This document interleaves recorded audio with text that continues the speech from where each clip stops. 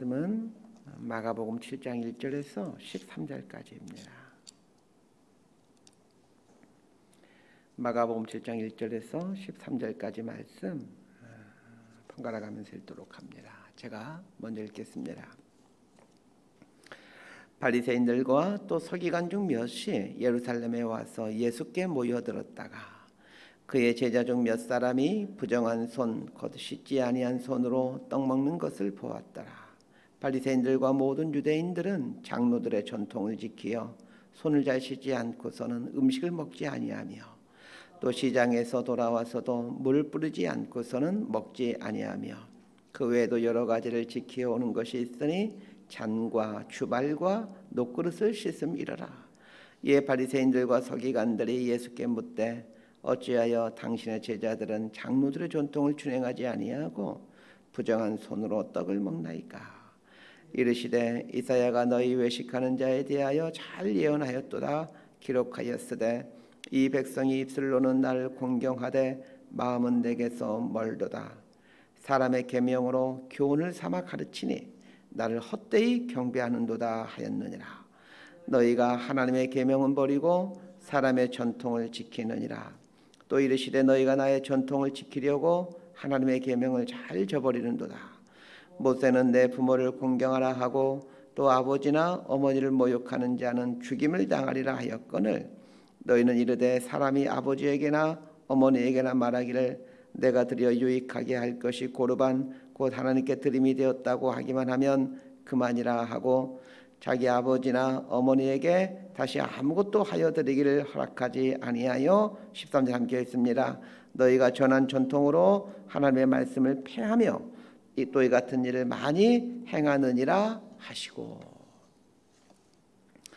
예수님과 제자들이 가버나움에 계실 때 예수님에 대한 소문을 들은 예루살렘의 바리새인들과 서기관들이 가버나움에 옵니다.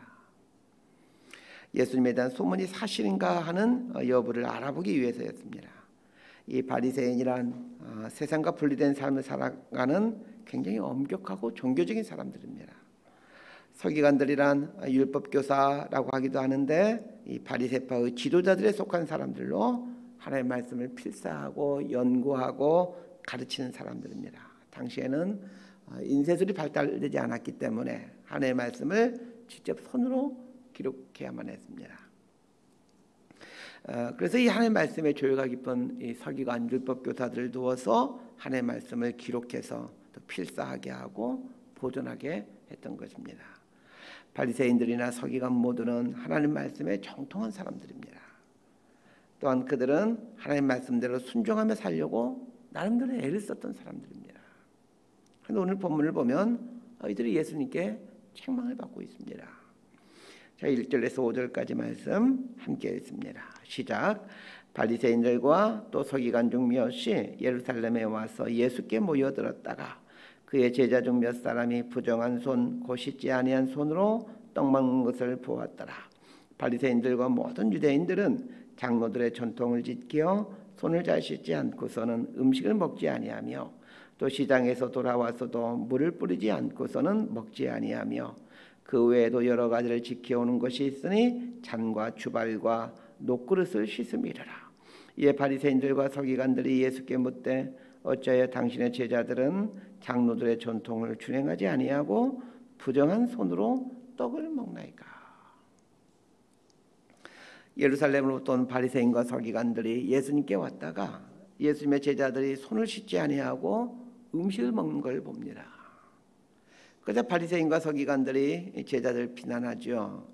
바리새인과 서기관들이 제자들을 비난했던 이유가 있습니다. 이스라엘 사람들은 음식을 먹을 때 손을 씻는 전통이 있습니다. 오늘 본문에서는 이거를 장로들의 전통이다 이렇게 부르고 있습니다.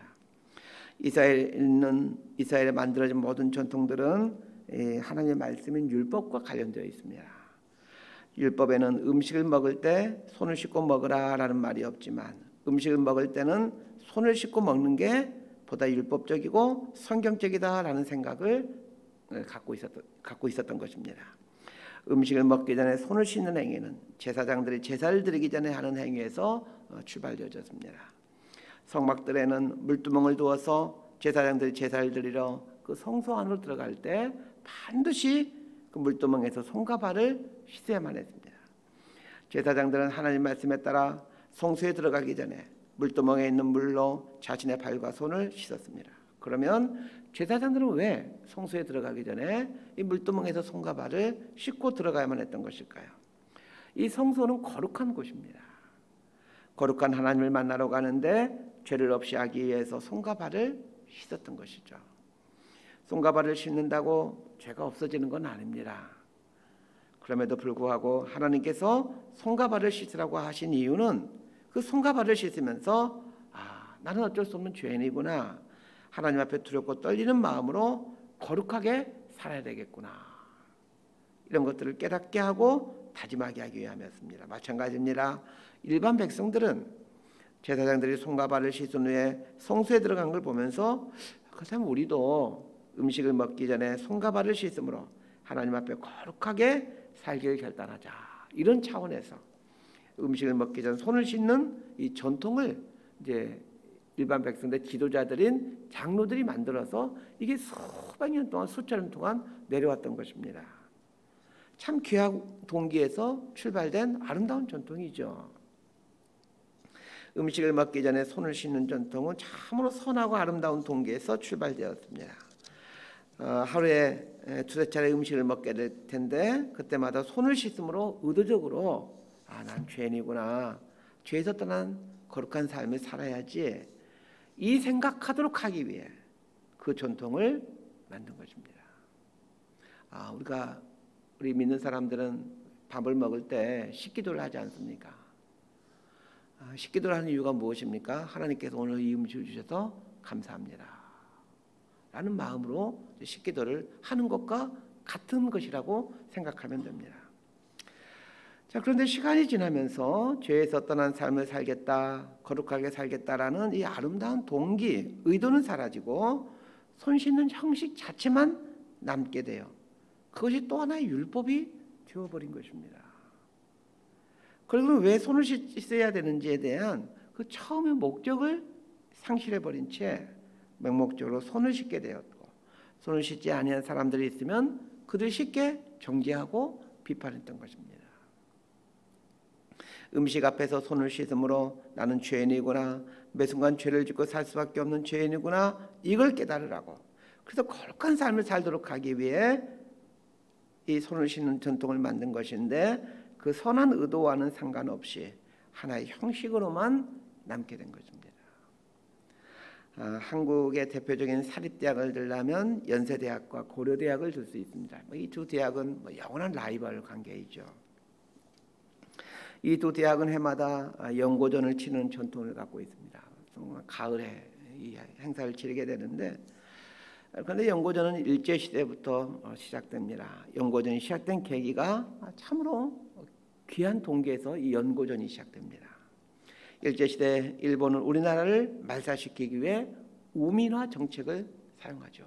우리 백성들을 아주 어리석은 식민지 백성으로 만들기 위해서 여러 가지 우리 민족 말살 정책을 쓰곤 합니다. 이때 당시 지식인들이었던 연세대학과 고려대학의 젊은 학생들은 체육대회를 하므로 우리 민족은 아직까지 여전히 살아있다, 우리 지성인들이 아직도 이 나라를 버티고 있다, 이런 걸 보여주고자 했던 것입니다.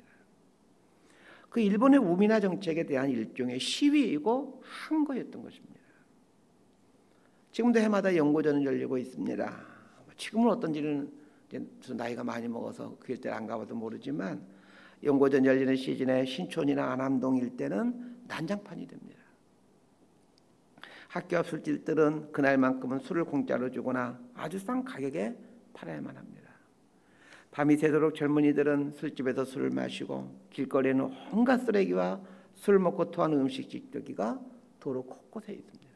그래서 연고전이 열리는 때 아침 일찍 신촌 일대를 가면 그 일대가 난장판입니다. 연고전에 시작됐던 동기는 젊은 지성인들의 그 일본에 대한 항거, 애국하자라는 동기에서 출발되었습니다.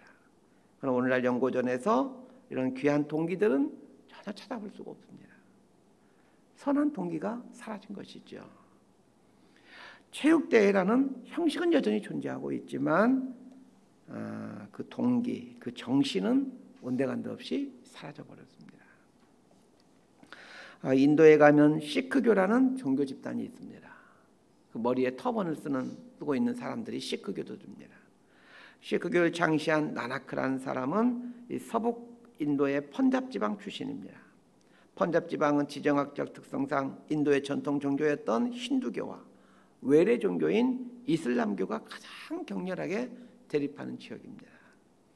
따라서 두 종교 간의 살상과 유혈살태를 목격하며 자라왔던 나나크가 이 이질적인 두 종교가 공생할 수 있는 평화의 그릇으로 이 시크교를 만들게 된 것입니다. 따라서 나나크가 가장 힘주었던 것은 평화였습니다. 그는 살생을 거부하고 종교의 모든 외형적 의식을 거부합니다. 이를테면 성지순례 같은 것은 부질없는 허식으로 배격했습니다. 그러나 오늘날 시크교는 세계에서 가장 전투적인 종교 집단이 되었습니다. 1984년 인도 총리였던 인디라 간디를 암살했던 사람은 시크교 교도였습니다. 뿐만 아니라 형식을 그렇게 배격했던 시크교는 펌잡 지방에 있는 황금 사원을 일평생에 한 번 이상 반드시 순례하는 것을 의무로 삼고 있습니다. 이것은 시크교를 창시한 나나크의 뜻과는 정면으로 배치된 것입니다. 나나크가 시크교를 만들 때는 선한 의도로 선한 동기로 만들었습니다. 그러나 시간이 지나면서 선한 동기로 시작된 여러 가지 형식들이 이 인간의 악함 때문에 더럽고 추악한 것으로 바뀌어져 버린 것입니다. 우리 6절에서 9절까지 말씀 함께 읽습니다. 시작.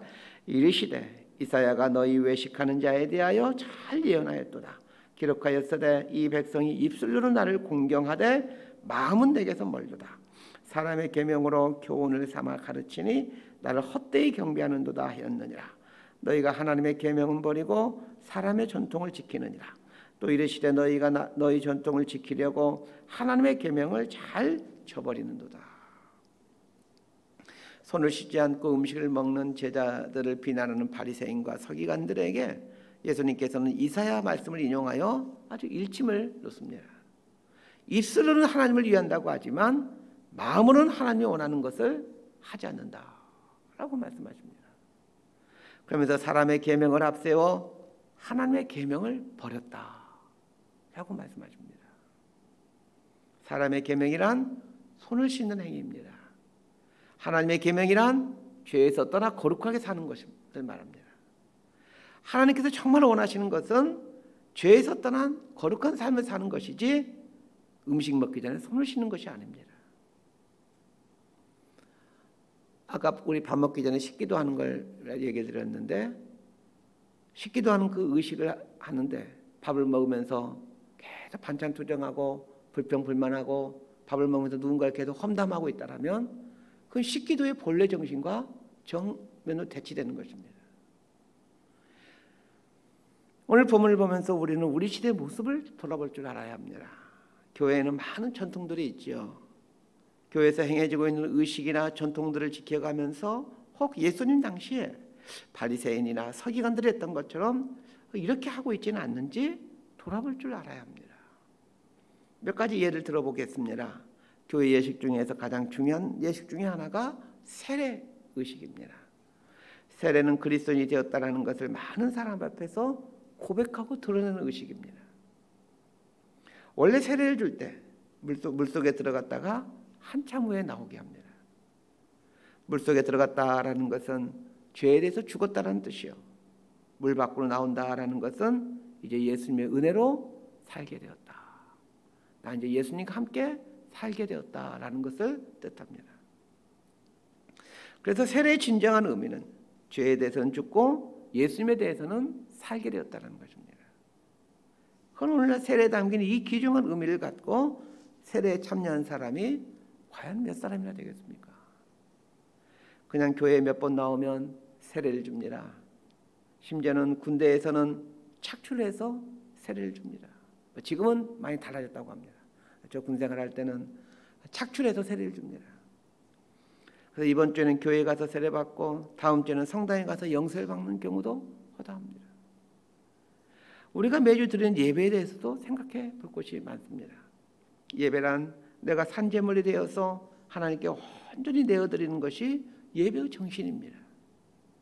주일에 예배로 모이는 것은 예배 시간을 통해서 나는 내 것이 아닙니다, 주님의 것입니다, 주님 뜻대로 제물로 낸 삶을 살겠습니다, 좀 고백하는 의식입니다. 그리고는 교회 문을 나서서 세상에서 살아가는 동안 하나님 앞에 제물된 삶을 살겠습니다, 이렇게 결단하는 것이 예배입니다. 예배 정신이죠. 그런데 정말 이런 정신과 이런 내용을 가지고 예배에 참석한 사람이 몇 사람이나 됩니까? 신앙생활을 하다 보면 우리도 모르게 신앙에 귀한 그 의식과 전통이 어느새 습관이 되어버립니다. 생각 없이 예배를 드리게 되고, 생각 없이 헌금을 하게 되고, 생각 없이 봉사를 하게 됩니다. 그러다 보면 본래의 의미를 보아 정신을 상실해 버립니다. 이렇게 신앙생활하던 사람들이 바리새인들이었고 서기관들이었습니다. 그런데 예수님께서 이들의 신앙생활을 책망하시더라는 것입니다. 우리도 바리새인과 서기관의 이 행태를 따라갈 수 있다는 것을 간과해서는 안 됩니다. 자, 10절부터 13절까지 말씀 함께 읽습니다. 시작. 모세는 내 부모를 공경하라 하고 또 아버지나 어머니를 모욕하는 자는 죽임을 당하리라 하였거늘 너희는 이르되 사람이 아버지에게나 어머니에게나 말하기를 내가 드려 유익하게 할 것이 고르반 곧 하나님께 드림이 되었다고 하기만 하면 그만이라 하고 자기 아버지나 어머니에게 다시 아무것도 하여 드리기를 허락하지 아니하여 너희가 전한 전통으로 하나님의 말씀을 폐하며 또 이 같은 일을 많이 행하느니라 하시고, 예수님은 말씀하신 김에 한 가지 더 말씀하십니다. 예수님 당시 큰 종교적 병폐 중에 하나였던 이 고르반 제도를 말씀하십니다. 고르반 제도란 부모님께 드려야 할 것을 하나님께 드린다라는 뜻입니다. 자식들은 부모를 공경하고 부모를 모셔야 합니다. 그런데 이제 부모님보다 더 중요한 분이 사실은 하나님이죠. 자, 그래서 부모님에게 드릴 것을 하나님께 드리게 되면 문제가 되지 않는다, 이렇게 생각했던 것입니다. 고르반이라는 제도는 참으로 아름다운 동기에서 출발했습니다. 어떻게 해서든지 하나님을 더 잘 섬기려고 하는 데서 출발되었습니다. 그런데 사람들이 이 고르반 제도를 악용하여 부모를 섬기고 싶지 않는 자신의 그 악함을 정당화시키고 있었기에 예수님의 책망을 받고 있는 겁니다. 오늘 시대 교회에도 고르반과 비슷한 현상들은 많이 있습니다. 그중에 대표적인 한 가지를 들려면 저는 서슴없이 이 교회의 직분을 얘기하고 싶습니다. 어떻게 하면 주님을 더 잘 섬기고 그리스도의 몸인 교회를 더 아름답게 잘 세워나갈 수 있을까? 이런 아름다운 정신에서 직분이 생겼습니다. 복음을 전하고 교회를 위해 삶을 내어드리며 헌신하며 성도들을 돌볼 필요해서 장로란 직분이 생겼습니다. 가난한 사람들을 구제하기 위해서 집사란 직분이 생겼습니다. 연약한 성도들을 권면하고 위로하고자 권사란 직분이 생겼습니다. 그러나 이런 귀한 동기로 생긴 직분이 오랫동안 교회에 내려오면서 섬김과 헌신, 봉사라는 그 본래의 취지는 점점 사라지고 다른 용도로 교회 안에서 사용되어지기 시작합니다. 직분이 또 하나의 명함이 되었고 또 하나의 교회의 계급으로 자리 잡게 된 것입니다. 말씀 정리합니다. 그리스도인이라면 하나님의 말씀에 순종해야 됩니다. 그러나 문자적인 순종이 중요한 게 아닙니다. 마음의 순종이 중요합니다. 말씀을 통해서 우리에게 의도하신 하나님의 본래 의도를 생각하고 순종하셔야 됩니다. 하나님의 의도를 무시한 채 전통이나 의식을 지키는 것은 종교적 허례허식이 되고 맙니다. 종교적 허례허식 안에는 생명이 있을 수가 없습니다. 능력이 나올 리가 없습니다. 하나님은 생명이고 능력이십니다. 하나님께서 의도하신 본래의 의도, 마음을 깨닫고 순종해 간다면 생명이 나오고 능력이 나오게 됩니다. 우리는 교회 생활하면서 자칫 바리새인처럼 서기관처럼 종교적 허례의식에 빠질 위험이 있다는 것을 기억해야 됩니다. 종교적 허례의식은 사람 앞에서 신앙생활 하는 데서, 자기의 의를 드러내는 데서 출발됩니다. 바른 신앙은 하나님 앞에서 하는 것입니다. 하나님 앞에서 하는 것입니다. 사람에게서는 생명이 나오지 않는다는 걸 기억하셨으면 합니다. 오직 하나님에게서만이 생명과 능력이 흘러나옵니다. 우리가 사람 앞에서 신앙생활을 할 때 능력이 나올 수 없습니다. 하나님 앞에서 신앙생활을 할 때 능력이 나오게 되어집니다. 하나님 앞에서 신앙생활을 해가게 되는 저와 여러분 될 수 있게 되기를 진심으로 소망하고 축복합니다. 기도하겠습니다. 하나님 아버지의 마음을 헤아릴 줄 아는 하나님의 백성이 되게 해주십시오. 말씀을 통해서 들려주시는 하나님의 마음을 깨달아 알고자 하게 하시고, 그 마음을 품고 말씀을 이루어가는 삶을 살아갈 수 있도록 인도하여 주옵소서. 사람 앞에서 신앙생활을 하려 하지 않게 하시고, 하나님 앞에서 두렵고 떨림으로 신앙생활을 해나가게 될 수 있도록 인도하여 주옵소서. 그래 하나님 말씀 안에 담긴 하나님의 생명과 하나님의 그 능력을 풍성히 경험하며 살아가는 저희의 신앙생활이 되게 하여 주옵소서. 예수님의 이름으로 기도드리옵나이다. 아멘. 기도